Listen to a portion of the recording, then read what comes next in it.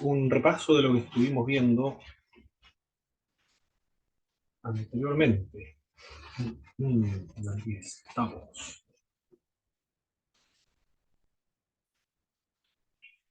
Identifique la siguiente secta, mis hermanos, del judaísmo del siglo primero. Todos con las cámaras activadas. El primero que tenga la respuesta me lo dice nada.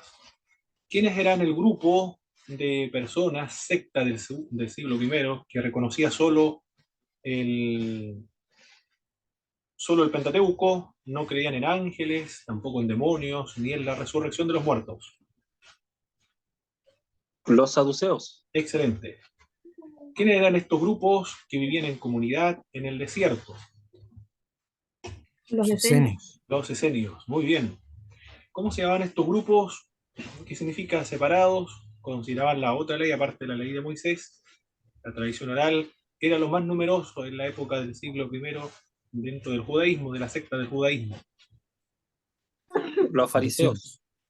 Excelente. ¿Quiénes eran los grupos que impartían enseñanzas teológicas y administraban la justicia? Los escribas. Excelente, los escribas, muy bien.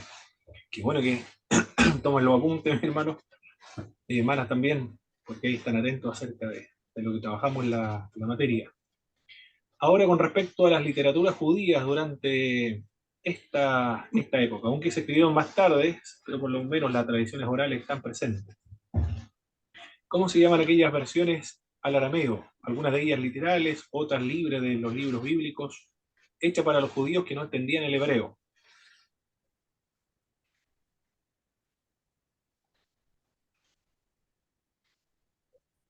Targumín. Los Targumín, excelente. Son traducciones bíblicas al idioma arameo para los judíos que ya no entendían, ya no leían el hebreo, porque su idioma materno en el siglo primero y en la época del Señor Jesucristo era el arameo. ¿Cómo se llaman aquellas obras? Que están compuestas desde el siglo III después de Cristo, corresponden a comentarios libres al Pentateuco y también a otros libros de la Biblia. La Midrash. Midrash, perfecto, los Midrashim también. ¿Cómo se llama aquella literatura que consiste en la codificación por escrito en hebreo de la ley oral judía, editada por Rabí Judá, el príncipe, hacia el año 200 después de Cristo? Significa segundo.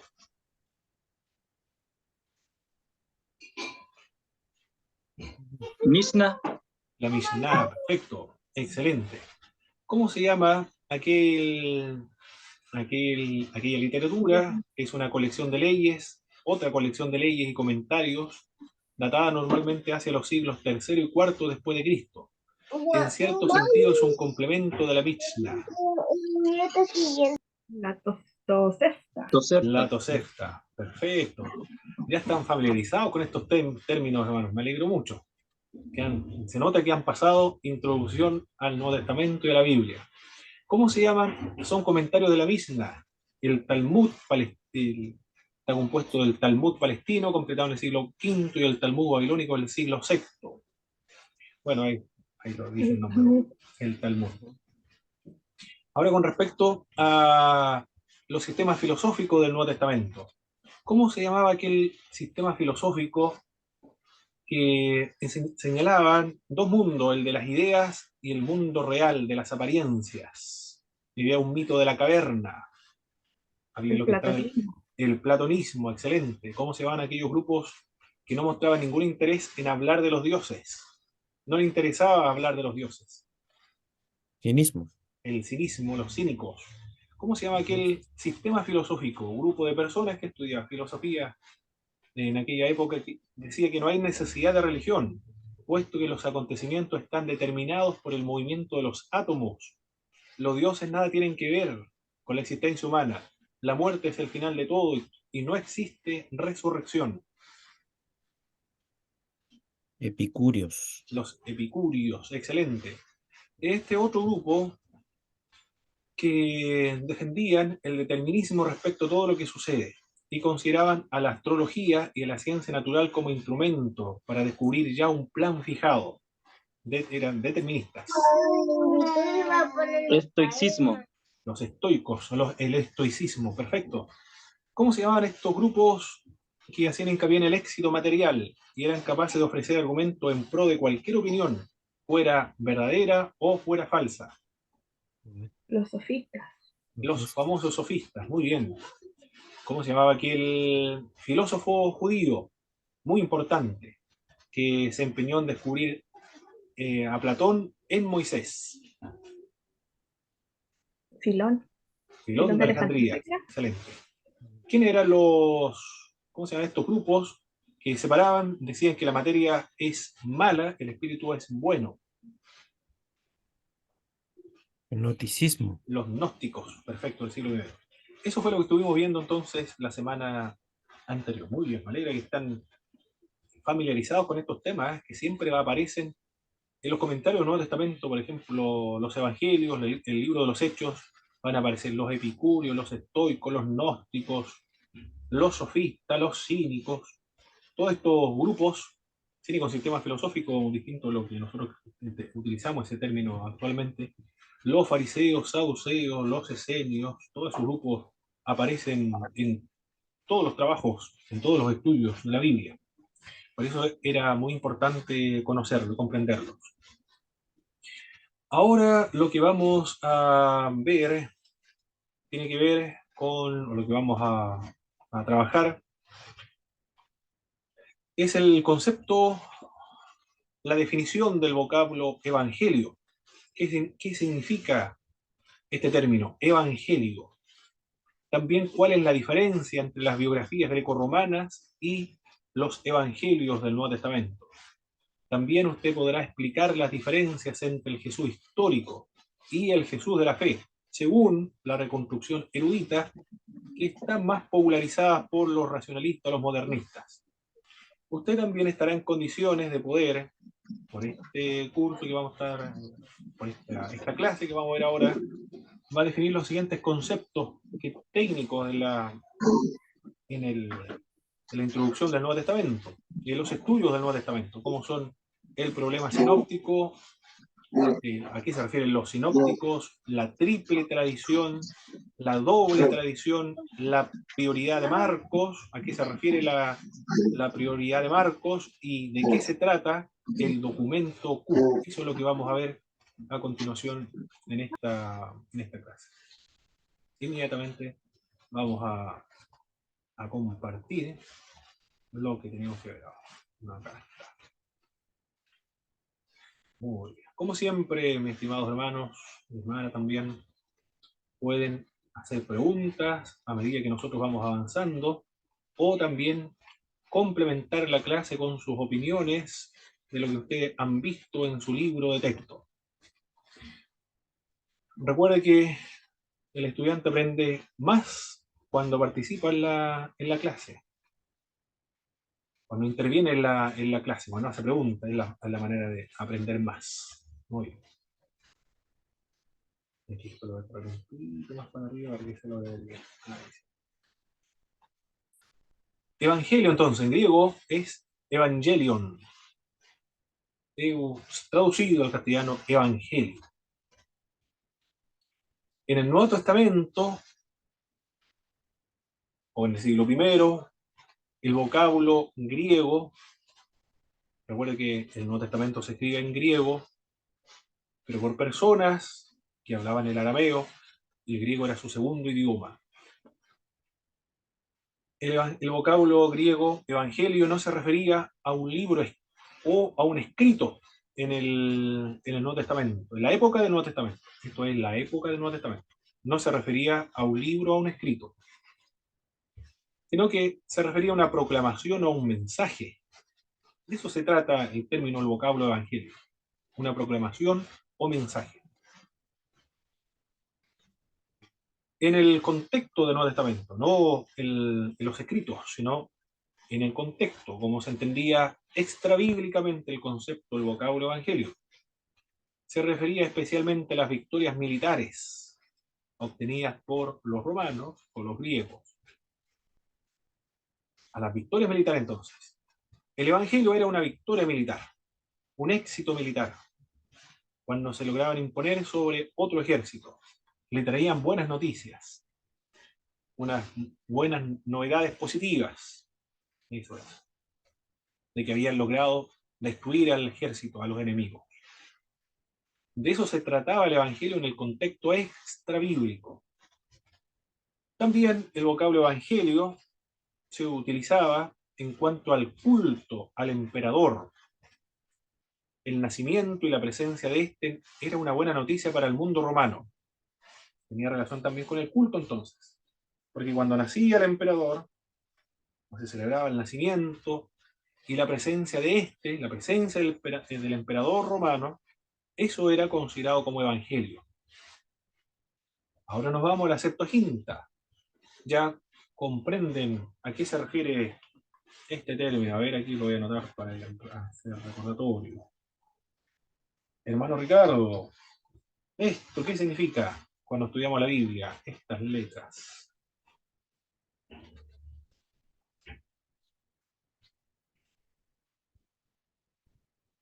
No me acuerdo. ¿No recuerda, no recuerda, hermano Ricardo? A ver, la hermana Belén, como lo ha trabajado la hermana Belén, lo ha trabajado más veces. Por eso que lo más probable es que se recuerda. La Septuaginta. Muy bien, lo acepto, sí.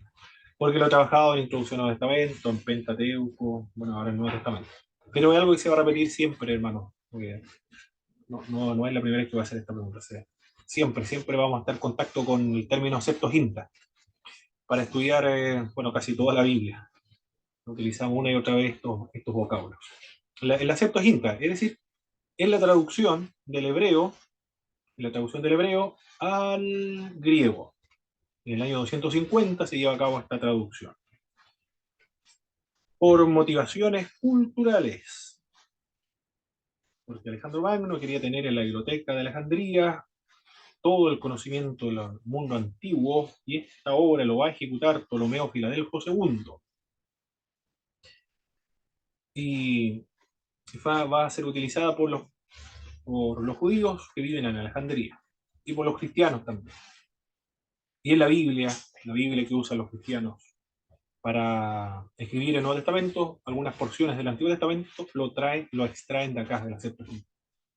De eso se trata la Septuaginta. Por lo tanto, en la Septuaginta tenía el mismo significado.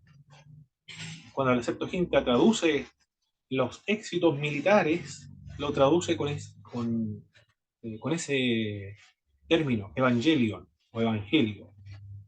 En griego es evangelion. Proviene del hebreo proclamar buenas nuevas, especialmente las de las victorias de Israel o de Dios. El término evangelio, entonces, esos son los contextos de los cuales se utiliza este vocablo. Éxitos militares en la cultura romana, o cuando nacía el emperador, o cuando el emperador estaba presente, y en la Septuaginta, cuando se hablaba acerca de los éxitos militares de los judíos, las campañas bélicas de David, por ejemplo, se utilizaba el término evangelio también. Así se utilizaba este concepto. De ahí viene, o de ahí se origina este vocablo evangelio. Los discípulos de Jesucristo usan este vocablo evangelio para hacer hincapié en que esa buena noticia, esa buena nueva, se refería a lo que Dios ha hecho en Jesucristo. Eso es lo que significaba en el contexto extrabíblico.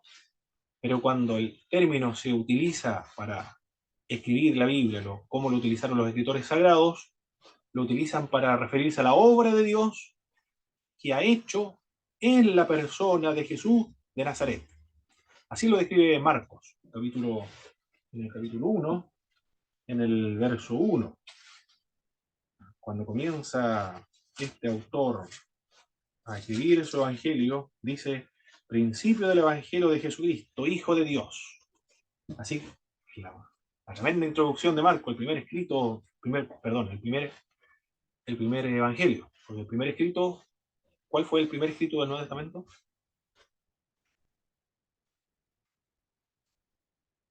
El primer libro que se escribe del Nuevo Testamento.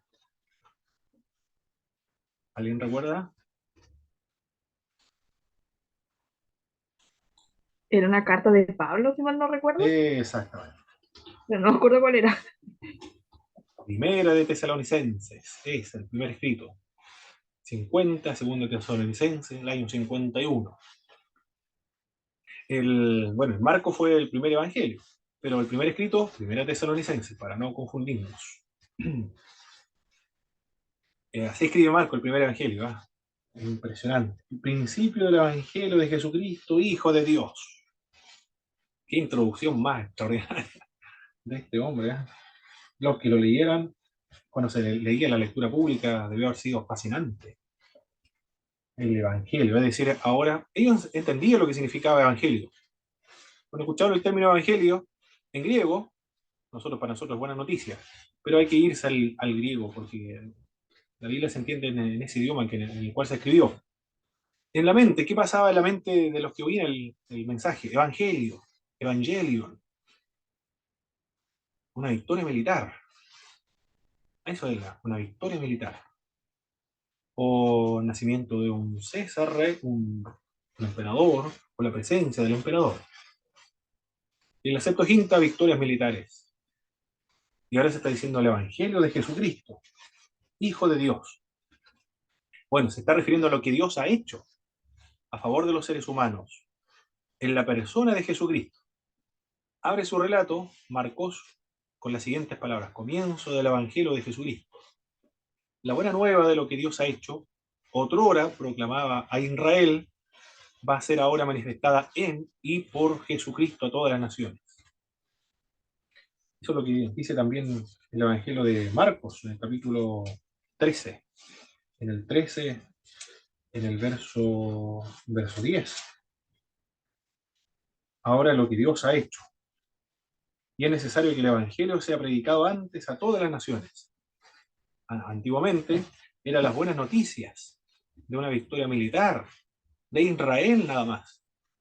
Ahora se refiere a esta victoria, a una buena noticia de lo que Dios ha hecho en la persona de Jesucristo y debe ser proclamado a todas las naciones. Es una obra entonces a favor de todas las naciones, en Cristo. No hay que olvidarse nunca eso, en Cristo. La fe es la persona de Cristo y estando en Cristo. En el siglo segundo, ¿cómo va a ser utilizado este concepto ahora de evangelio en el siglo segundo? El siglo segundo nos proporciona ya testimonios de que evangelion era empleado para referirse a los escritos cristianos. Ahora, en el siglo segundo, evangelio ya no se refiere entonces a unas victorias militares, la obra de Dios en Cristo, sino que se refiere a los escritos cristianos. Recuerden, las palabras, como dicen los lingüistas, son dinámicas, van mutando, van adquiriendo nuevos significados a través del tiempo. Por lo tanto, ahora en el siglo segundo, el Evangelio se refiere a los escritos cristianos. La pluralidad de evangelios escritos exigía utilizar designaciones diferenciadoras, de modo que al final del siglo segundo se colocaron títulos al principio de los evangelios canónicos, conforme al esquema Evangelio según Mateo, Evangelio según Marcos, Evangelio según Lucas, Evangelio según Juan, Evangelio según San Mateo, Evangelio según San Marco, Evangelio según San Lucas, Evangelio según San Juan. Nosotros, no sé si ustedes tienen alguna prudencia, mis hermanos, algunas reservas en utilizar esa expresión, el Evangelio según San Mateo, dentro de nuestras iglesias. ¿Cómo mencionan aquellos títulos? Busquémoslos, por favor, busquemos la palabra de Dios en el Evangelio según San Mateo. No sé cómo se realiza la lectura en sus iglesias, mis hermanos.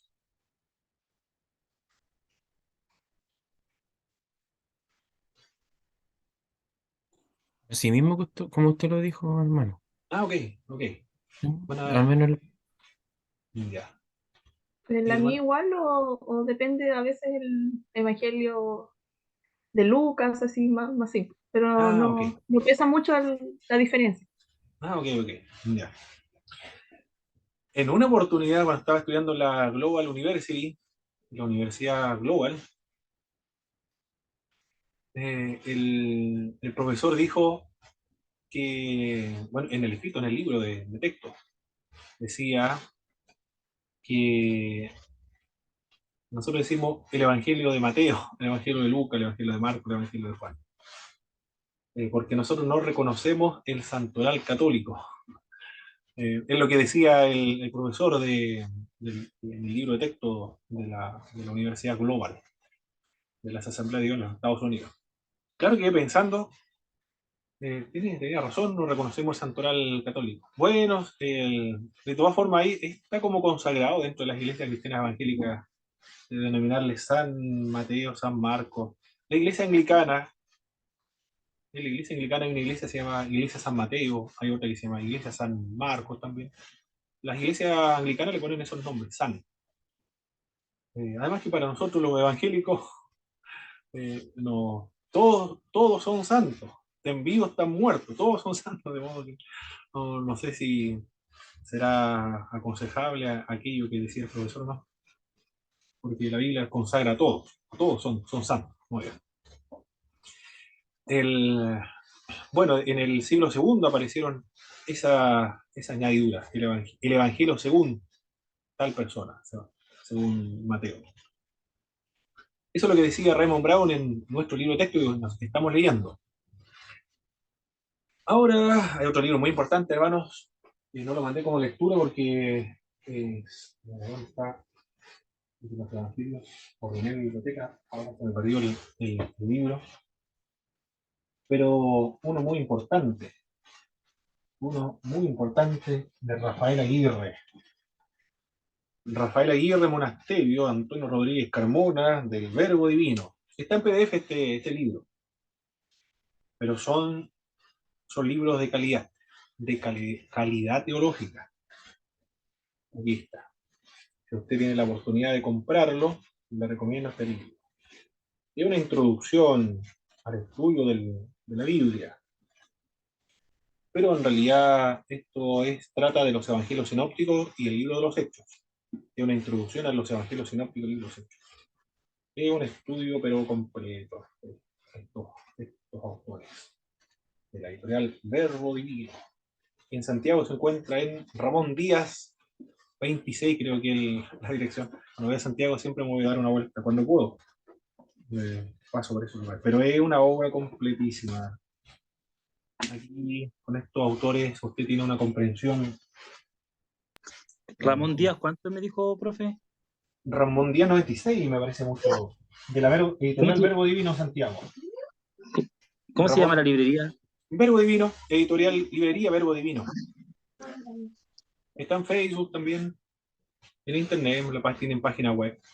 Editorial o librería, perdón, librería Verbo Divino. Pero ahí usted va a encontrar libros de calidad teológica. Es una librería católica, pero ellos publican de todo, evangélicos, católicos, ortodoxos, de todo, de la mejor calidad teológica de cualquier confesión religiosa. No se hacen problema, ellos buscan temas académicos, no temas de adoctrinamiento. Pero son muy buenas obras estas, de Rafael Aguirre. Este autor, voy a citar ahora, dice él, o estos son dos autores, evangelio es una palabra griega que significa buen anuncio. Para ver con qué sentido se utilizaba en aquel tiempo, tenemos que mirar la tradición judía y la cultura helenística, dice Rafael Aguirre. Para ver cómo se utilizaba la tradición judía y la cultura helenística. Pues en el que se cruce ambas se encuentra en el Nuevo Testamento. En la Septuaginta aparece el verbo en forma participial, el mensajero de buenas noticias. Se emplea en Isaías y se refiere al mensajero que anuncia la intervención salvífica y liberadora de Dios, que va a ejercer su reinado en la historia en favor del pueblo oprimido en Babilonia. Miren, el contexto del Antiguo Testamento, la Septuaginta, cuando se traduce el profeta Isaías, evangelio, se refiere a ese mensajero que trae buenas noticias. Pero estas buenas noticias consisten en la intervención de Dios que salva y libera, y que Dios va a ejercer su reinado en la historia en favor del pueblo oprimido en Babilonia. Nada más y nada menos de ahí proviene este vocablo evangélico. En el sustantivo evangelio se usa en un sentido religioso, en el culto al emperador, como estuvimos viendo anteriormente. Era una buena noticia cuando ascendía al trono o a las victorias militares del emperador. Se utilizaba este término evangelio cuando accedía al trono. Es una estela del año 9 a.C., nacimiento del emperador Augusto. Es saludado con el comienzo para el mundo de la buena noticia. Una estela, es decir, una piedra, en escrito en griego, para referirse al emperador, el vocablo que se emplea es, al nacimiento del emperador es evangelio. El evangelio que traía era la buena noticia que traía. Es como similar a cuando surge un presidente de la República en las votaciones. eh, Todo el mundo, los que votan por lo menos por ese presidente, dicen va a traer buenas noticias. Por eso que votan por este candidato, porque va a traer buenas noticias. Es como si le va a transformar el mundo. eh, bueno, en la época de los 60, 70 era así. Llegan a llorar la gente cuando salía su candidato. Bueno, acá, cuando el emperador llegaba al trono, se decía que ha llegado una buena noticia. El apóstol Pablo se refiere siempre al anuncio oral de la salvación de Dios ofrecida a los hombres en Jesucristo. Cuando el apóstol Pablo emplea el vocablo evangelio, ahora es un mensaje que se proclama oralmente, verbalmente, y consiste en la salvación, mira, la salvación que Dios ofrece a los hombres en Jesucristo. El vocablo evangelio entonces ya no es un éxito militar ahora, o que el emperador de Roma ha accedido al trono o ha nacido, sino que ahora las buenas noticias consisten en la salvación espiritual que Dios ofrece a todos los hombres en la persona del Señor Jesucristo. Eso significa evangelio ahora, como lo utiliza el apóstol Pablo. Para Pablo es el evangelio de Dios. En varias partes de Romano lo menciona. También este evangelio, estas buenas noticias, es el evangelio de Jesucristo. Es el evangelio de su Hijo. Así utiliza el apóstol Pablo el vocablo evangelio. Es el evangelio de Dios, es el evangelio de Cristo, es el evangelio de su Hijo Jesucristo, teniendo como presupuesto al Padre. Y también dice, cuando comienza Romano y al parecer, hay altas probabilidades que así sea, porque así lo dice también Doom, James Doom, no, Douglas Moo, en su comentario bíblico a los romanos. El tema, el núcleo central donde gira el argumento central de la obra de Romanos es el Evangelio.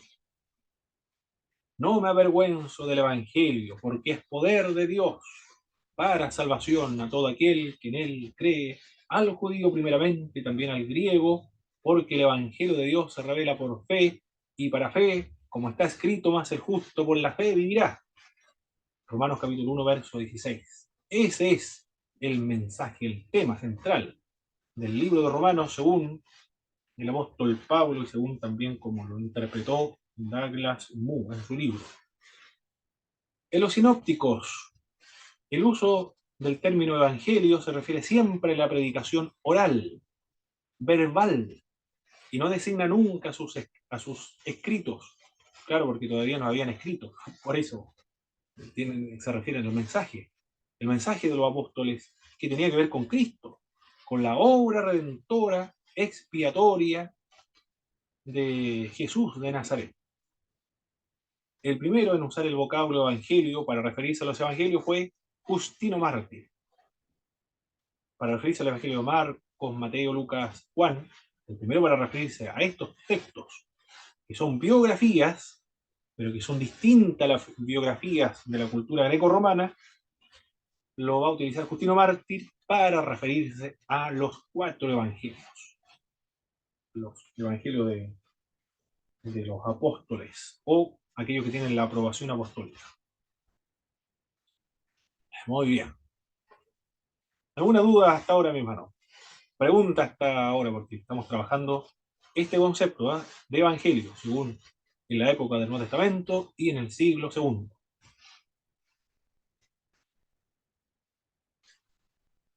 Muy bien.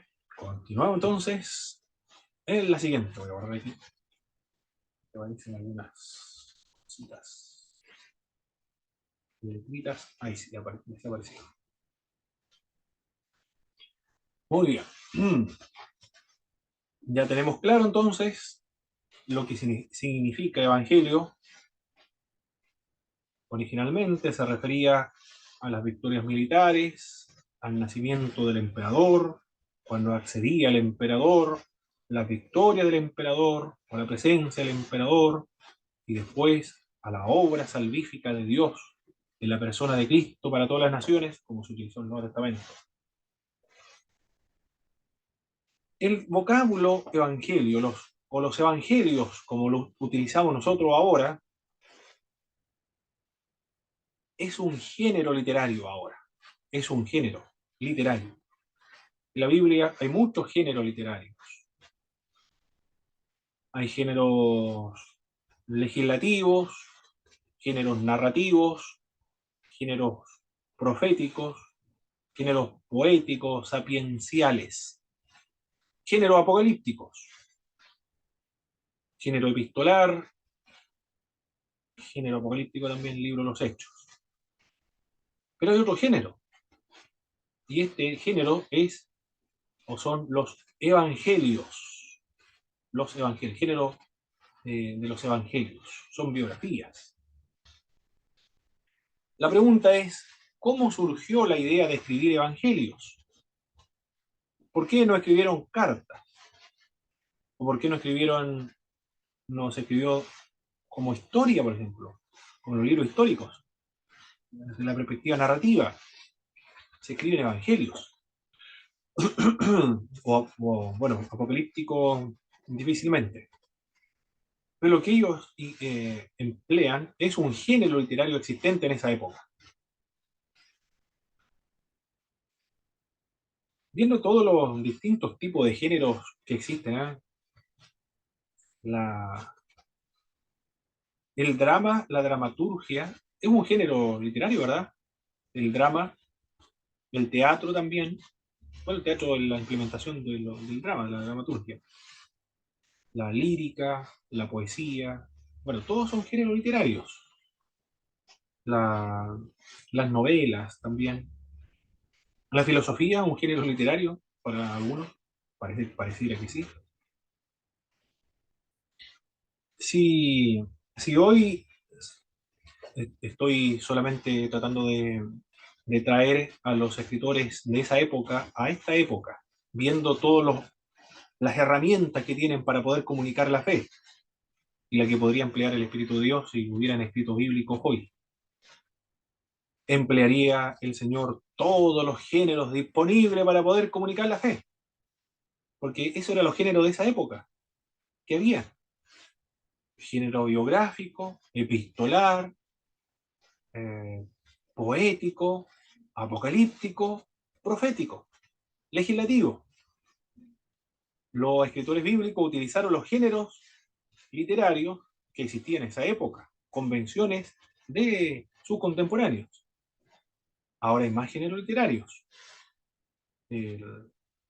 Quizás los autores sagrados y Dios mismo emplearía todos los géneros literarios para poder comunicar la fe.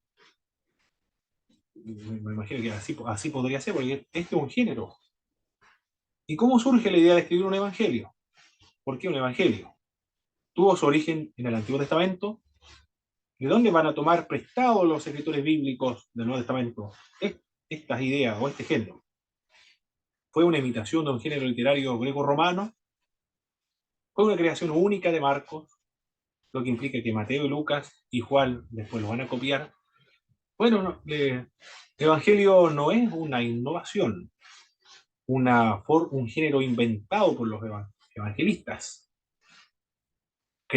Sin embargo, hicieron uso de la creatividad, eso sí, hicieron uso de la creatividad. Fue un desarrollo natural a partir de la predicación cristiana primitiva de modo que la idea básica pudo ser premarcana y estar bastante extendida, es decir, antes de que Marco comenzara a escribir. En el siglo I, esas son las preguntas, en el siglo I, Samuel,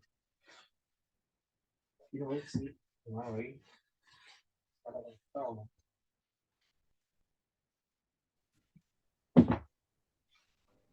en el siglo I, después de Cristo, hallamos una obra judía, Vidas de los Profetas. Hay una obra judía, Vidas de los Profetas, que cuenta unos pocos o muchos detalles sobre varios profetas. Por ejemplo, el nacimiento del profeta, los milagros del profeta, hechos interesantes, la muerte y lugar de su tumba. Es decir, hay elementos, obras judías del siglo I, que son parecidas. Entonces, los cristianos o los escritores bíblicos utilizaron estas obras entonces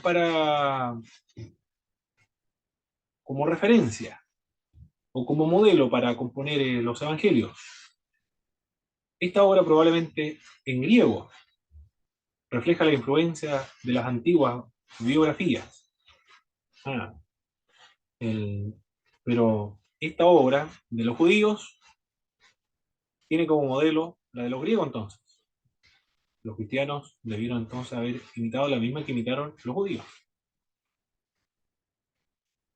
Los cristianos, pero, o sea, sí, los cristianos imitaron lo mismo que imitaron los judíos para escribir las obras de los profetas, o la vida de los profetas, como una especie de biografía.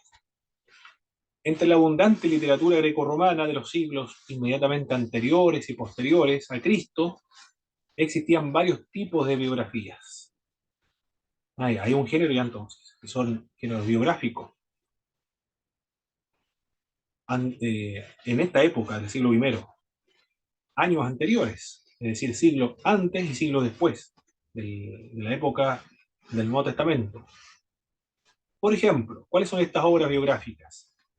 Las vidas de los griegos y romanos, famosos de Plutarco. Es decir, hay una obra que habla acerca de la vida de los griegos y romanos, escrito por Plutarco. También hay otra obra, la vida de los Césares, de Suetonio. La vida de los antiguos filósofos, también. Hay varias obras biográficas entonces. La vida de los griegos y romanos que son famosos, obviamente escriben, porque son personas, escriben de personas famosas. La vida de los antiguos filósofos también, y la vida de los Césares. Son obras biográficas. Sin embargo, al comparar estas obras, existe considerable diferencias entre las biografías grecorromanas y lo que menciona los evangelios. ¿Cuáles son estas diferencias? Especialmente el carácter anónimo de estos últimos, su interés por lo teológico. Las obras, biografías, era de Suetonio, era de Plutarco, se sabía de quién era y se anotaba su nombre, el autor. En cambio, los evangelios son anónimos. Cuando decimos anónimos, queremos decir simplemente que no aparecen sus nombres allí. Los títulos aparecieron después, del siglo II. Los autores no están ahí. Esa es la primera diferencia. La otra diferencia de las otras biografías grecorromanas es que hay un interés ya no solo de satisfacer una curiosidad histórica, hay un interés teológico acá, en los evangelios nuestros. Hay un interés teológico. Son obras teológicas, marcadamente teológicas, eminentemente teológicas, con finalidades religiosas o catequísticas. Tienen deliberadamente la intención de que las personas lean el texto e imiten lo que están leyendo allí y descubran a la persona de la cual se habla, para que experimenten espiritualmente a esa persona de la cual hablan los evangelios. Es decir, que sean salvos. El propósito es salvífico. Escriben obras para salvar el alma de las personas que leen. Qué impresionante poner las manos, una Biblia, los evangelios, en las manos de los incrédulos. Porque ese incrédulo, si lo lee, en algún momento Jesucristo y el Espíritu Santo le van a hablar personalmente, profundamente, al espíritu, a la conciencia. Se van a dar cuenta que el Dios mismo le habla se va a maravillar, va a quedar impresionado, conmocionado, va a quedar descubierto, va a encontrar consolación al leer esos libros, porque lo escribieron con esa finalidad de hablar acerca de Jesucristo. El propósito es misionero, es el propósito de los evangelios, es teológico, es misionero, anónimos también. Su eclesiología anticipada, también su eclesiología anticipada, antes de que aparezca la iglesia, ya lo están anticipando. Sobre esta piedra edificaré mi iglesia, las puertas del Hades no prevalecerán contra ella. Su composición a partir de una tradición comunitaria. Esa es la otra característica. No son independientes individuales. Surgen a partir de una tradición comunitaria, común, de una iglesia. El hecho de servir como la lectura en el culto litúrgico. Y en esta comunidad, en estos grupos, se leen públicamente con la finalidad de producir la fe en las personas que escuchan o las personas que leen. En ese sentido, los evangelios hay un elemento de creatividad. El molde, la cáscara, el formato, proviene de la cultura greco-romana, pero se le imprimió elemento de creatividad, como lo que antes he mencionado. Son obras teológicas, eminentemente teológicas. Cuando me refiero a teológica, teológica es hablar de Dios. Tiene mucho significado, mucha teología también. La idea es que ellos reflexionan acerca de Dios, de Jesucristo. Es un producto, el resultado de la reflexión acerca de su experiencia con el Señor Jesucristo. Las personas que están escribiendo ahí conocieron, hablaron, enseñaron, meditaron, reflexionaron todo el tiempo que estuvieron con Cristo y lo escriben. Son obras teológicas. Esa es la finalidad de la teología. Pensar, reflexionar, aplicar la enseñanza que se encuentran ahí en estos textos. Eminentemente práctica. Las obras teológicas, eminentemente espiritual. No tiene la finalidad especulativa, racional. Hay muchas teologías. Hay verdad que hay teología racionalista, naturalista, liberal, es verdad. Es una teología, es esa, pero la teología tiene que ver con la reflexión, con el pensar. La conservadora es esa, con finalidades teológicas, que trata de que la persona experimente, viva, sea salva, tenga la misma fe de estas personas que escribieron, porque sus finalidades son misioneras o misionales. Lo que se narra sobre Jesús en Marcos no está gobernado por el simple deseo de informar, como sucede en el caso de la biografía de la vida de los profetas. No tiene la finalidad de informar. Tiene la finalidad de transformar al ser humano, transformarlo. La Biblia no informa, la Biblia transforma. Las enseñanzas bíblicas no informan, transforman al ser humano. En eso consiste la finalidad de los estudios bíblicos y los estudios teológicos, transformar al ser humano, producir la transformación espiritual a la imagen y semejanza del Señor Jesucristo. Eso es la finalidad que tenían las otras biografías, informar. Acá no. tiene otra finalidad. Se informaba acerca de la vida de los profetas, filósofos, figuras de trascendencia mundial, y fomentar la emulación de estas personas. Bueno, acá también los evangelios tratan de imitar a la persona de Cristo, pero más allá de la imitación, tiene que ver con el asimilar, tener a Cristo, experimentar esa salvación, de la cual se menciona acá. Lo que narran los evangelios tiene la finalidad de despertar una respuesta de fe. Cuando el evangelio dice a Mateo, ven y sígueme. Y él, dejándolo todo, le siguió. ¿Por qué Mateo escribe así? Hubo mucho más encuentros, lo más probable, y ya lo conocía, pero Mateo lo escribe así. ¿Por qué lo escribe así?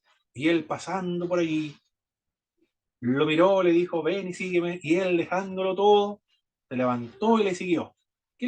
¿Por qué se escribe así? Porque la persona que está escuchando, cuando se leía la lectura pública, y el que está leyendo, haga lo mismo. Es decir, deje todo y le siga. Esa es la finalidad por la cual escribe ese pasaje bíblico. O cree y verás la gloria de Dios. ¿Qué le está diciendo? Cree en Jesús. Estas cosas escribo a vosotros para que sepáis que tenéis vida eterna. Y esta vida está en su Hijo Jesucristo. Se escribieron para que creyeran en Cristo y tuvieran vida eterna. Esa era la finalidad por la cual se escribe estos evangelios. Para despertar una respuesta. Le hace una pregunta. Le sígueme. Y espera una respuesta del lector o del que está escuchando. ¿Qué va a hacer con esa invitación? Sígueme. Y a una aportación salvífica, que experimente la salvación. Esa es la intención deliberada, intencionada de los evangelios. Eso dice Juan, capítulo 20, verso 31. Pablo escribe con el mismo propósito de Marco y los evangelios, es decir, para que el mensaje, al ser creído, si se crea el mensaje, el lector quede salvo o se salva. Esa es la diferencia, la gran diferencia entre el género biográfico de la cultura grecorromana, de la cual tiene cierta influencia la judía y de la cual vivieron los cristianos, pero con un elemento de creatividad, porque ahora se utiliza con otros fines, con fines teológicos, misioneros, catequísticos, salvíficos, ¿cómo se le puede decir? No sé si el término propaganda eh, tiene una mala connotación. Iba a decir propaganda religiosa. Tiene mala connotación el término propaganda. Tendría que ser con una publicidad religiosa. Tendría que ser con eso. Un método publicitario. Bueno, mucho más que eso. Bien, sigamos avanzando. Ahora tenemos que ver el otro punto, tiene que ver con el Evangelio en general, evangelios sinópticos en particular, los retratos de Jesucristo. En una oportunidad, cuando era joven, tenía 17 años, y leí un libro, fui a la biblioteca Galo Sepúlveda, el autor, el nombre no recuerdo, el apellido sí, von Bracken, era el apellido del autor alemán. Me gustó el título del libro, La fascinante historia del cristianismo. Ya el título me causó curiosidad, lo fui a buscar en la biblioteca, lo leí en la casa, me acuerdo, me senté, el verano parece que fue, porque recuerdo todavía cuando me senté en el patio de mi casa y comencé a leerlo, a darle lectura, fascinado leyendo ese libro. Un formato también tapadura, la hoja amarilla, me gustan esas hojas amarillas, bien impresa, ¿no? Que estaba fascinado leyendo el libro, por el contenido también, por el material, por el texto. Y decía en una parte, los censos de aquella época no eran los mismos censos, eran los mismos censos de ahora, no eran diferentes. Jesús entonces no nació en Belén, sino que nació en Nazaret, porque ellos eran de Nazaret. Lucas escribe que hubo un censo en esta época pero ese censo fue posterior a la época en que nació Jesucristo, y no hubo necesidad de que los judíos fueran a Belén, a su tierra de origen, para ser censados, puesto que los censistas iban a sus propias casas en cualquier parte de un estado. Eso lo leí. Nunca me produjo una desconfianza de los evangelios. No me produjo desconfianza de los evangelios. Pues ya estaba convertido ya. Quizá un incrédulo lo podía convencer y tener desconfianza del evangelio.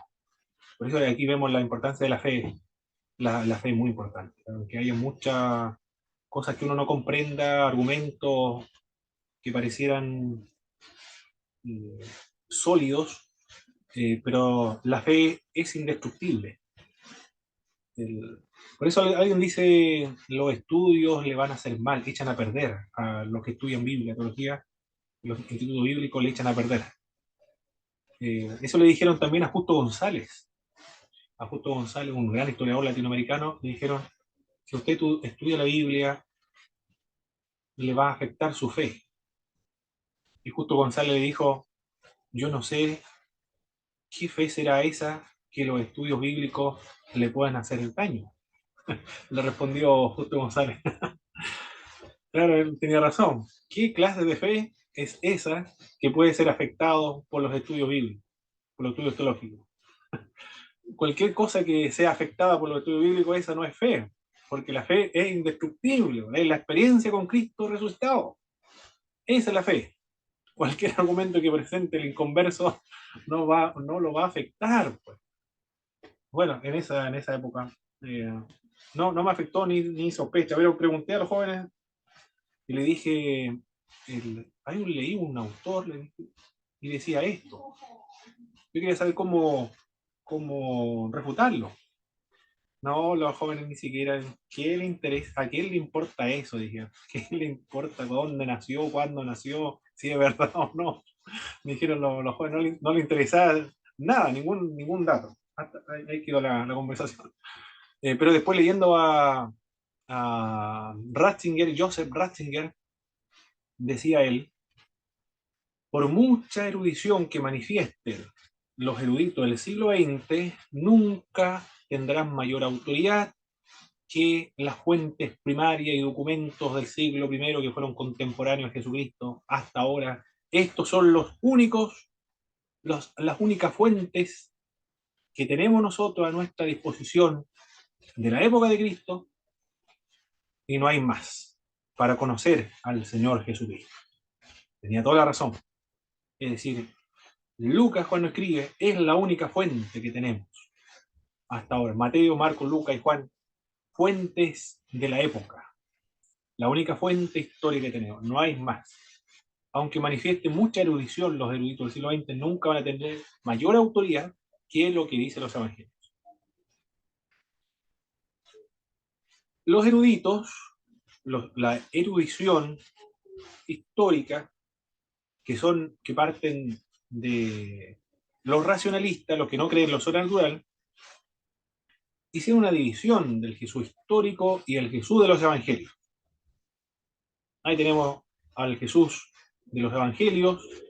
Bueno, son representación, imagen, nada más, de acuerdo a quién lo plantea. Por ejemplo, acá el primero pareciera que fuera de pelo rojo, Cristo, el blanco, de ojos celestes, como aparece en la película Jesús de Nazaret, pero porque ellos no están interesados en la parte histórica, están interesados simplemente en representarlo por medio de película, no quieren ser exactos.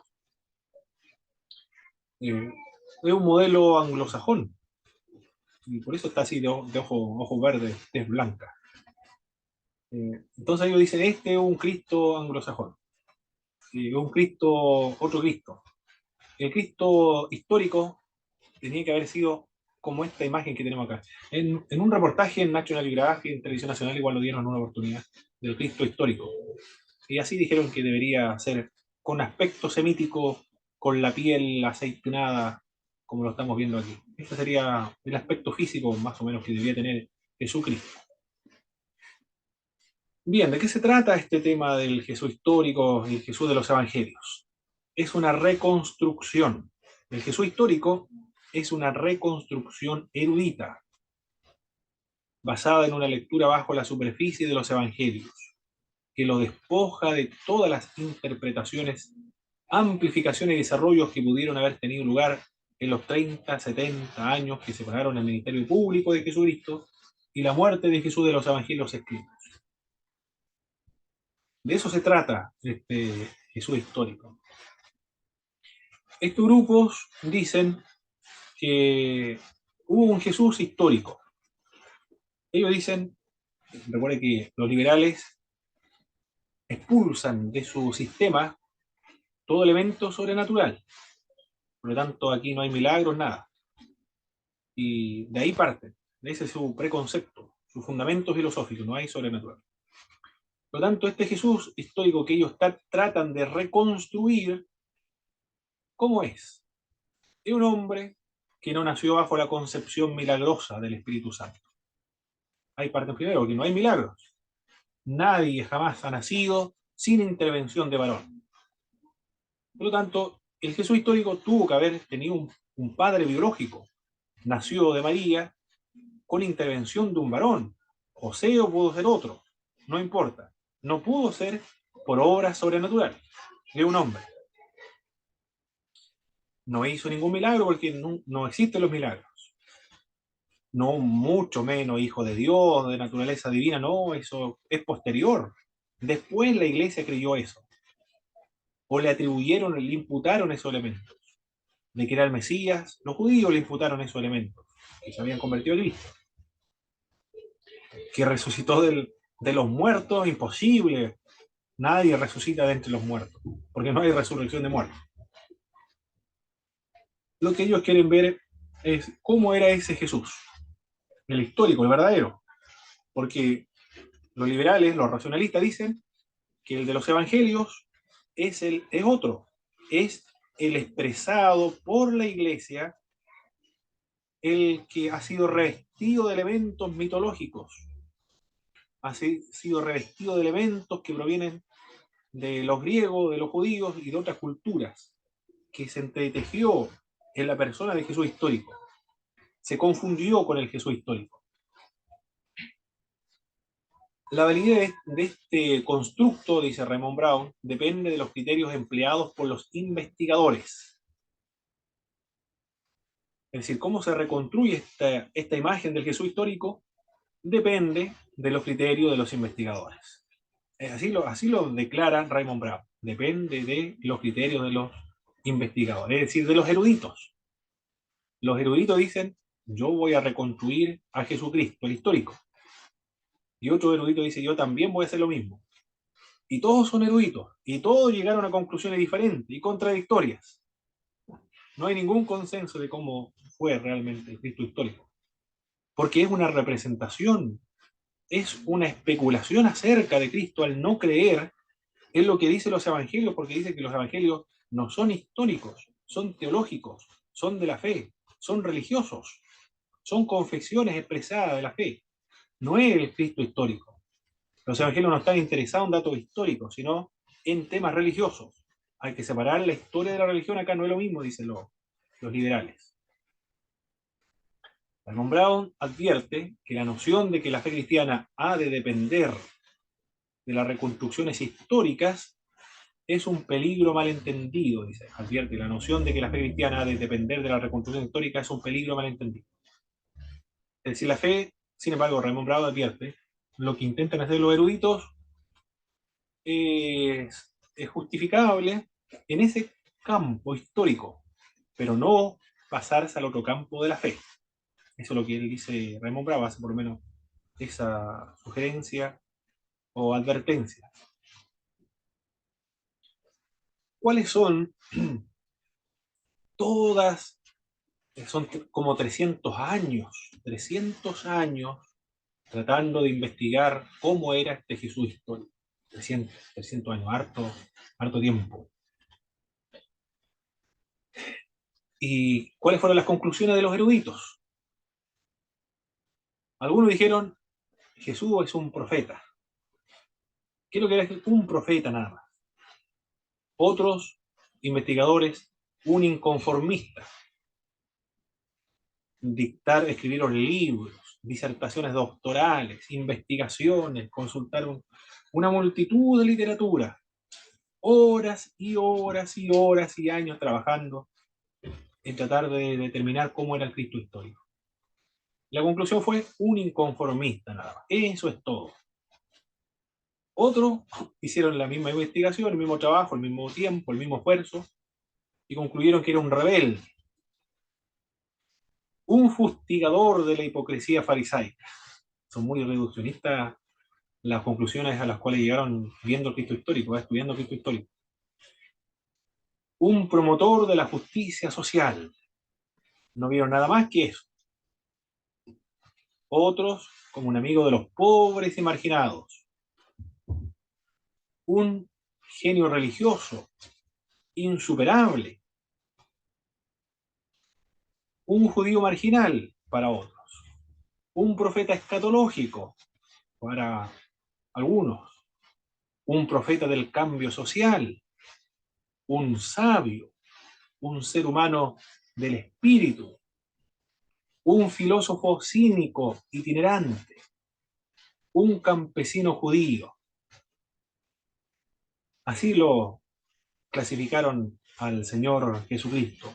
Un deumaturgo, un expulsador de demonios. Distintas conclusiones. Ese era el Jesús histórico, muy distinto a lo que señalan los evangelios. Son reconstrucciones eruditas, el Jesús histórico. Reconstrucciones eruditas. Distintas, dispares, contradictorias, dependiendo de los criterios de los investigadores, desde el punto de vista histórico. No utilizando fuentes que son religiosas, es decir, los evangelios. O viendo los evangelios elementos históricos. Mientras que los Jesús del evangelio, necesito ver la hora. Tenemos media hora para trabajar. Ya está. Estamos bien. En los evangelios se refiere al retrato dibujado por el evangelista. Procede de una disposición muy selectiva del material sobre Jesús, con el fin de promover y fortalecer una fe que acerque a las personas más a Dios. El evangelista incluyó tan solo información que servían a este propósito, y las necesidades del público destinatario afectaron tanto el contenido como la presentación. Señalan los críticos acerca de los evangelios. El Jesús de los evangelios es una representación, una deformación de lo que históricamente fue. Para nosotros, los que somos conservadores, tradicionalistas también, los ultraconservadores, bueno, fundamentalistas de todo. Para nosotros, el Cristo histórico es el mismo Cristo de la fe. Para nosotros, lo que describen los evangelios son elementos históricos. No se puede hacer esta separación entre la historia y la teología, porque la teología no puede divorciarse de la historia. Pero para los racionalistas, los liberales sí. Un elemento histórico y el otro el de la fe. Para los liberales hay dos, un histórico de la fe. Para los conservadores, Jesús histórico, el de la fe es el mismo. No hay ninguna diferencia entre uno y el otro. Los tres estadios de la formación de los evangelios.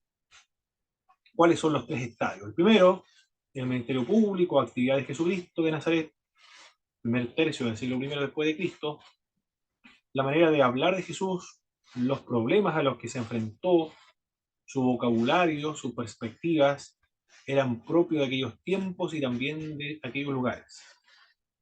Muchos errores al entender a Jesús y muchas aplicaciones falsas de su pensamiento proceden del hecho que los lectores de los evangelios sacan a Jesús de su espacio y también de su tiempo y se imaginan que estaba tratando cuestiones a las que nunca enfrentó.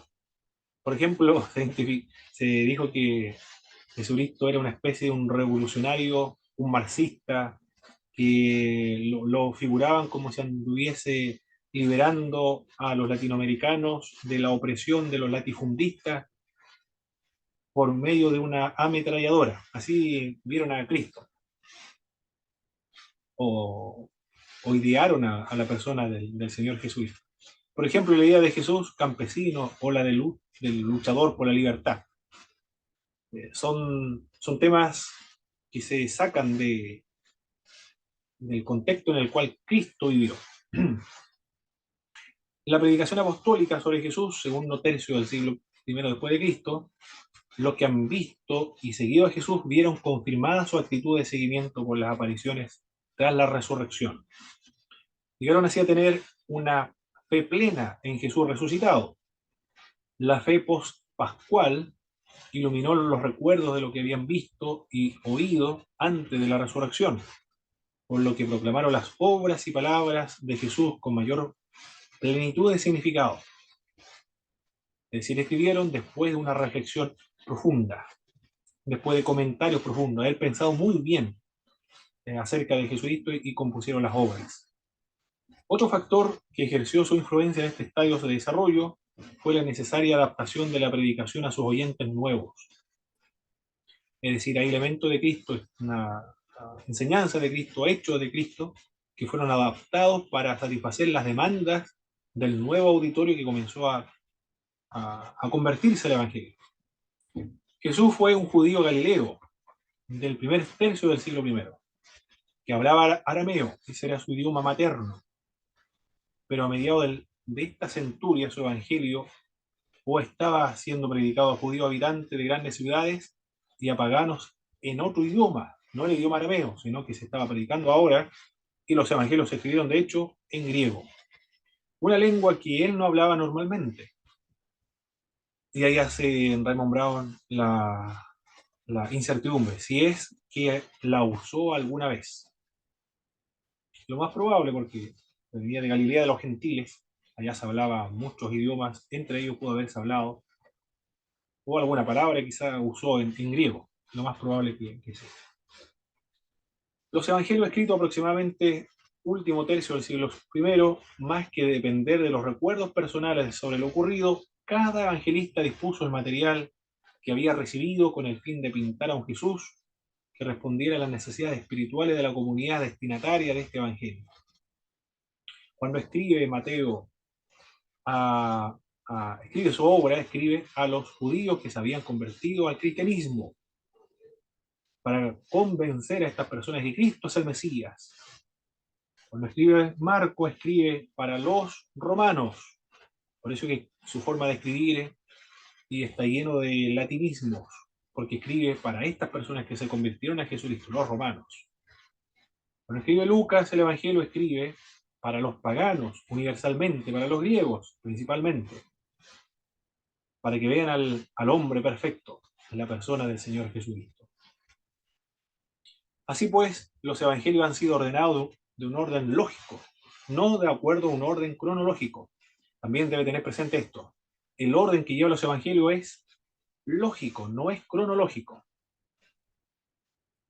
Los evangelistas se muestran así como autores que remodelan, desarrollan, pulen el material transmitido sobre Jesucristo, y como teólogos orientando ese material hacia un fin determinado.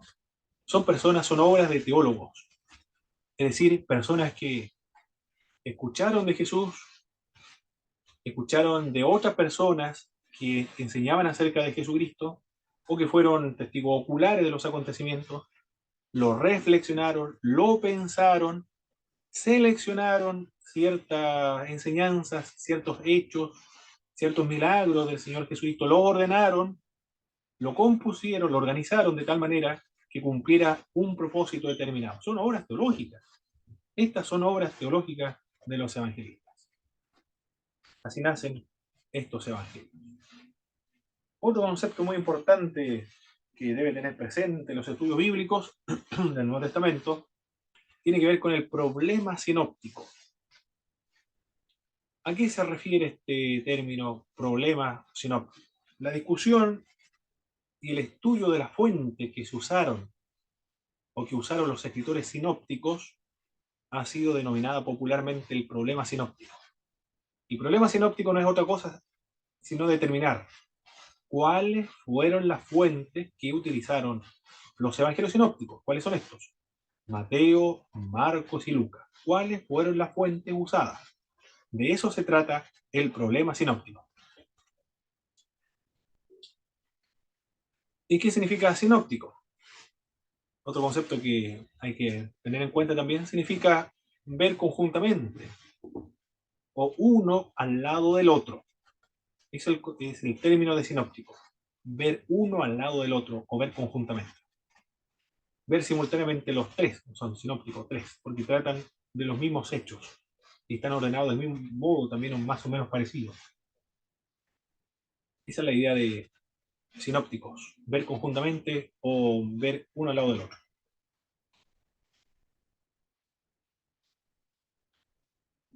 Otro concepto muy importante tiene que ver con la triple tradición.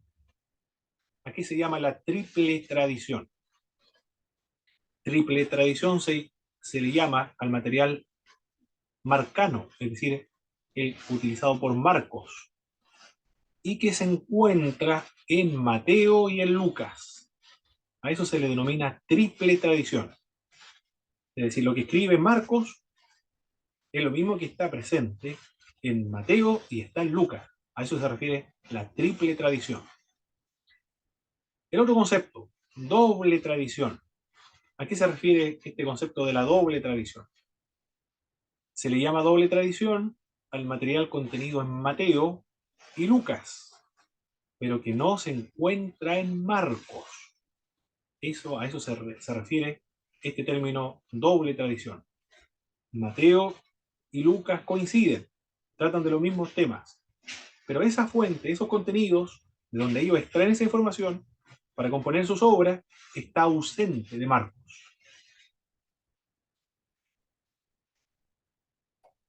Las soluciones que postulan uno o más protoevangelios.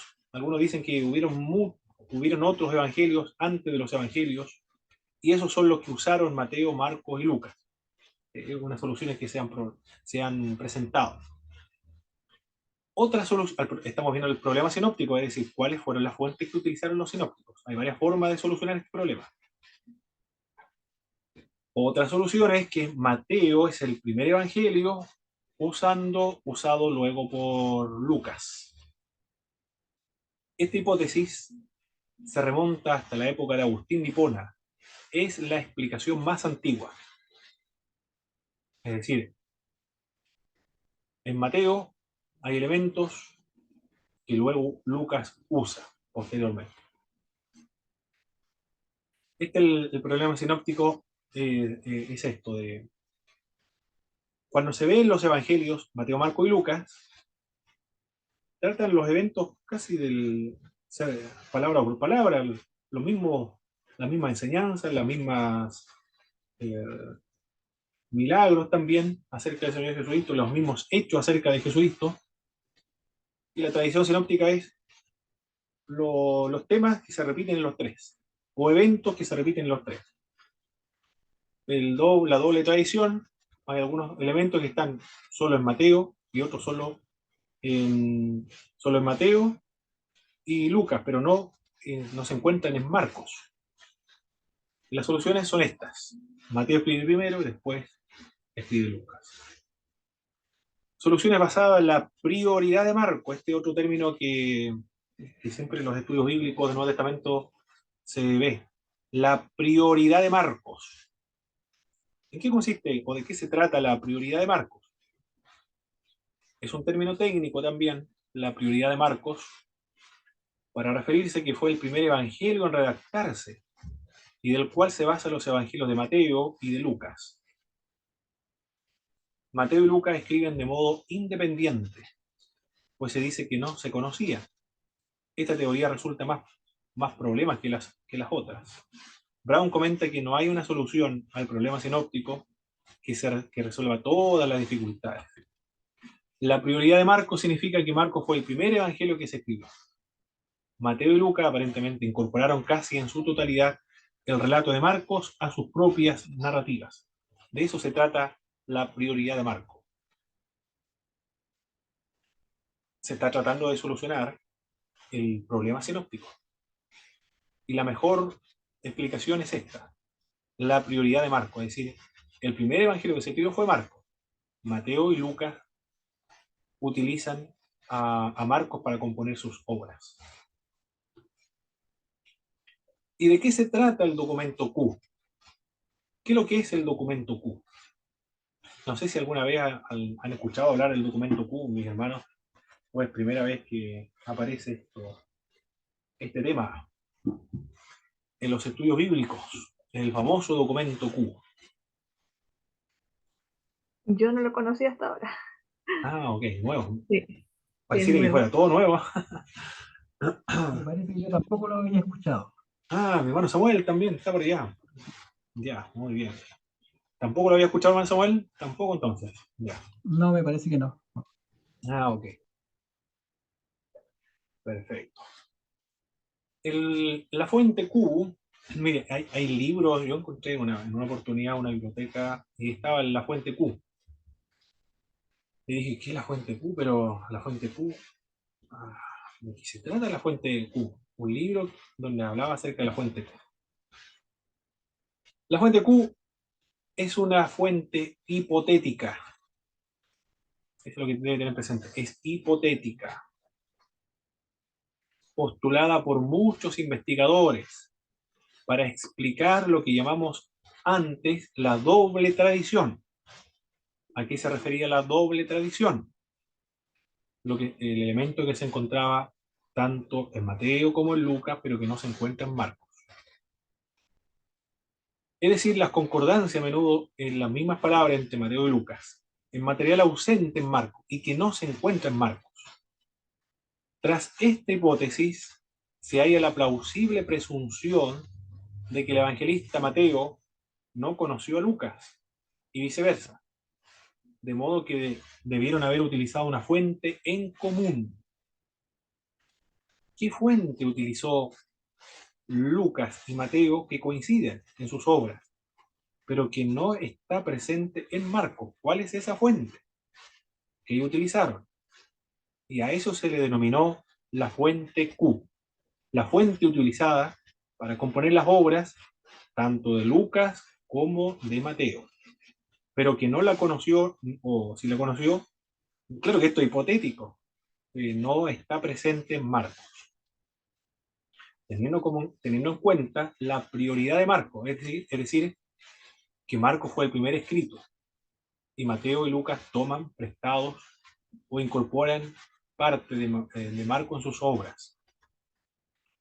La fuente Q es un documento hipotético entonces. Eso es la fuente Q, un documento hipotético, cuya extensión exacta, vocabulario, comunidad de origen, estrato y estadio de composición no pueden conocerse.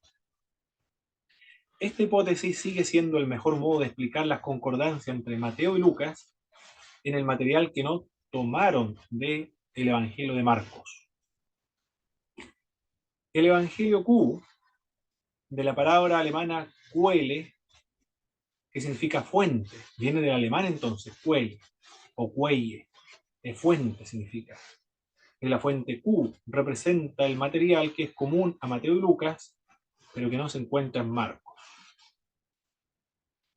Dice la Global University, mi profesor de la Global, de la Universidad Global de las Asambleas de Dios, dice, no sabemos ni lo que era el documento Q, si es que en verdad existió tal documento o no, ni quién pudo haberlo escrito.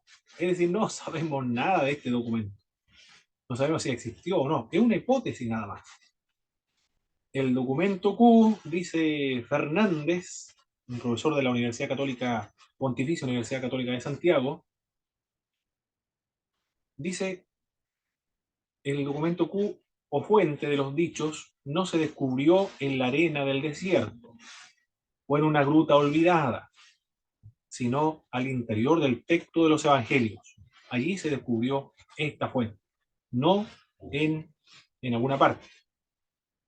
No sabemos si existe, no sabemos si es verdad o no, no sabemos quién lo escribió, No sabemos si exista esta, y que realmente una fuente que utilizó Mateo y Lucas, no lo sabemos, pero es la mejor hipótesis hasta ahora para explicar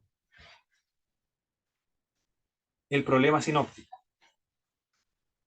Mateo y Lucas utilizan a Marcos para componer sus obras. Hay material de Marcos que está presente en Lucas y está presente en Mateo. Hay material que solo Mateo usa. Hay material que solo Lucas usa, que no se encuentra en ninguno de los otros. Y hay material que se encuentra en Mateo y Lucas, pero que está ausente en Marcos. ¿Cómo se explica esa ausencia en Marcos? Con la fuente Q. ¿Qué es lo que es la fuente Q? Una fuente que no se sabe si existió o no existió. Es una hipótesis. Pero es la mejor manera hasta ahora, es la mejor hipótesis hasta ahora para explicar esto. De estos materiales o de estos temas que están incorporados en Mateo y, y Lucas. Perfecto, mis estimados hermanos.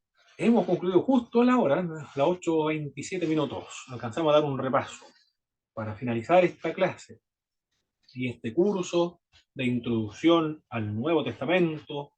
La próxima semana comenzamos con Pentateuco. Vamos a dar un repaso brevemente, a ver, con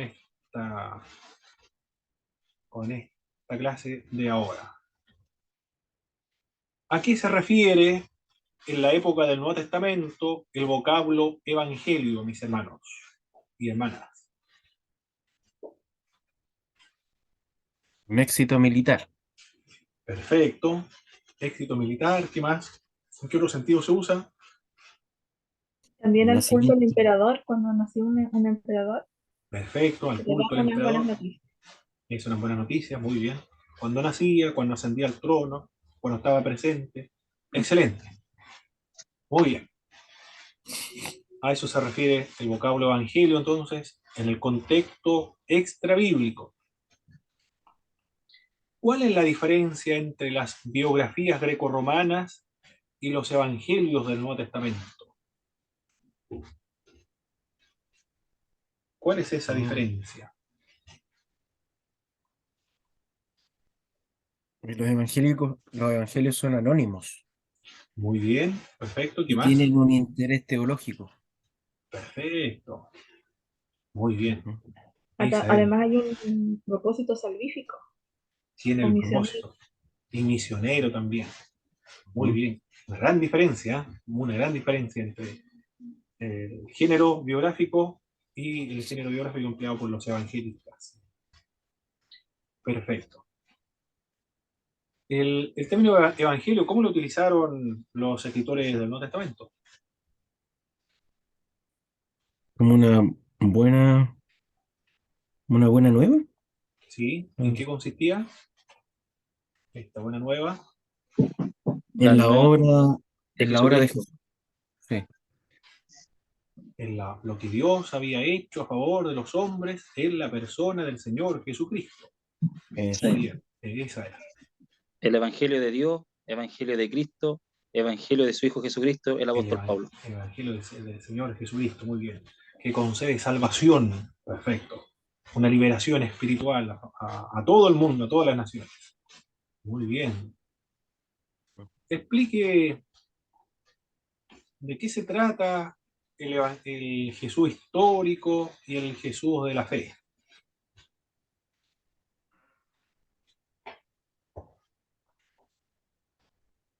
Es una teoría eh, racionalista que separa a Jesucristo, ¿No?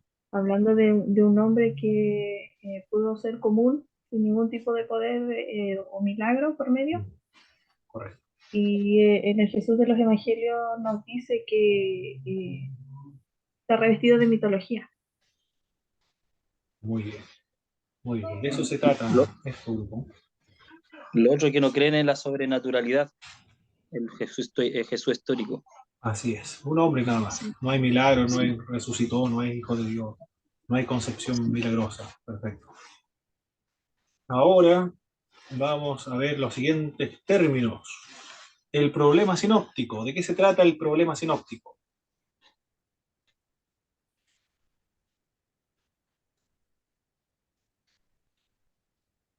Que se desconocen las fuentes que usaron los autores. Eso es. La discusión y el estudio de la fuente que utilizaron los sinópticos para componer sus obras. Ujú. De eso se trata el problema sinóptico. ¿Y qué significa sinóptico? Ver conjuntamente. Ver Sí. conjuntamente. Ver al Ver de lado, un lado a otro. un lado al otro. Cuando hablamos de triple tradición, ¿qué es lo que queremos decir? Eh, Material marcano. Momento. Hijo, estoy ocupado un poquitito. Muy bien, triple tradición. ¿Qué más? Hay que desarrollar más la idea.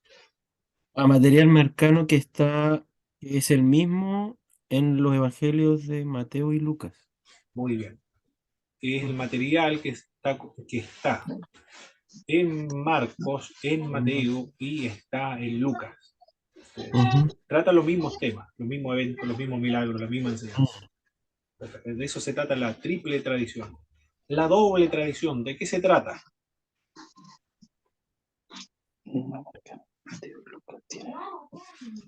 Son los relatos que están en los evangelios de Mateo y Lucas, pero que no están Están en en Marcos. Excelente, muy bien. De eso se trata entonces la doble tradición. Cuando hablamos de prioridad de Marcos, ¿qué queremos decir con esto?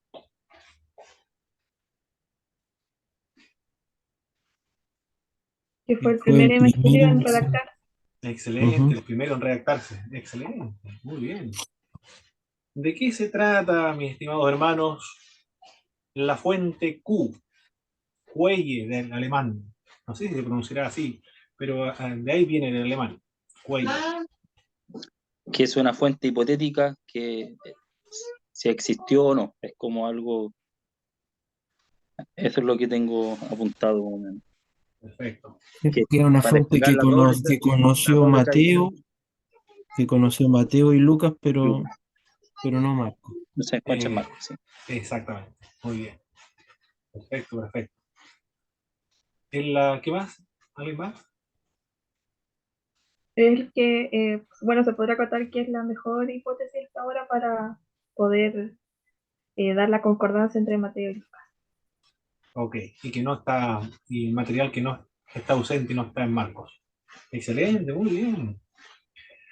Perfecto, mis estimados hermanos. Trabajaron temas muy importantes. Estos conocimientos son conocimientos básicos en la introducción de la Biblia, e introducción al Nuevo Testamento. El, dividí esto en la introducción al Nuevo Testamento en esta parte para darle más énfasis, más fuerza a estas partes muy importantes de los estudios bíblicos, para introducirnos a los estudios bíblicos. Pero estos conocimientos que ustedes vieron acá son los mismos, la misma información, los mismos datos que se dan en las facultades de teología, en las universidades. En la Global, por ejemplo, se trabaja lo mismo que ustedes vieron acá, lo mismo lo trabajamos nosotros en la Universidad Global. Y en toda la facultad de teología ven los mismos contenidos.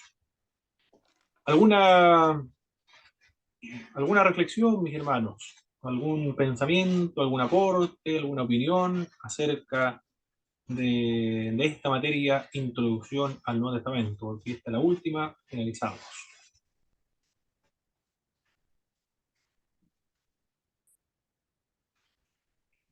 Sabes que yo quedé un poquito, eh, no preocupado, sino que como con curiosidad, donde usted Sí, dice que no hay que interpretar, o no sé si lo dijo así, pero el contexto de Jesús era otro, ¿ya? Y que se desconoce o al momento de predicar sobre su enseñanza muchas veces no se toma en cuenta. Entonces, eso yo creo que es súper interesante de poder, Ah, muy bien, muy bien. Sí, tiene que ver con el contexto conocer. histórico, hermano. Tiene que ver con el contexto Claro, histórico. claro, Mire, hay claro. material. A ver, comentario bíblico. Aquí tiene un buen comentario bíblico del Nuevo Testamento. Cuando interpreta el Nuevo Testamento, hay comentario del contexto cultural de la Biblia, Nuevo Testamento, trasfondo, cultura de cada versículo del Nuevo Testamento. Aquí hay un material, mi hermano Ricardo, que le va a ayudar a usted en tener seguridad, precaución acerca de alguna predicación del Nuevo Testamento. Porque aquí a usted le va a dar el contexto histórico, por qué ocurrieron estos eventos, por ejemplo, no que habla y se diga, ¿por qué Cristo le dice a sus discípulos cuando lo envía a los 72, no de dos en dos, no saluden a nadie por el camino? Entre tanto, otros temas. Aquí está. Aquí hay materiales para tener esa precaución de la cual usted menciona. Y de cada versículo bíblico, ¿ah? De cada versículo bíblico, el comentario contextual. Del Antiguo Testamento no lo tengo, esto me lo regaló mi pastor Marcos Cárdenas, con ¿Quién es Octavio Osorno. el autor del libro ese? El autor del libro es Kinner, ¿Lo Fray, puede mostrar para tener un Fray Kinner. pantallazo? Ya, ya, mi hermano. Fray Kinner. Ahí también del Antiguo Testamento, ¿eh? Este es del Nuevo Testamento solamente. Es una donación que se hizo al IBP. Y lo he utilizado para ese libro, lo he utilizado para hacer mi disertación doctoral. No la objetaron. Los otros libros, en el capítulo 2 estoy de la disertación doctoral. Los otros libros, el capítulo 2 tuve que hacerlo todo de nuevo, porque me pidieron fuentes primarias, análisis morfológico de las palabras en griego, así que tuve que hacerlo, pero disfruté. Pero ese libro no lo objetaron, es decir, es un libro académico. En los capítulos 2 se dice, no citen a John MacArthur, ¿quién más el otro autor? A John MacArthur, a Stalin, Charles Stanley, por ejemplo, porque son devocionales, no son académicos, son devocionales. Perfecto. ¿Alguien más? ¿Alguien más que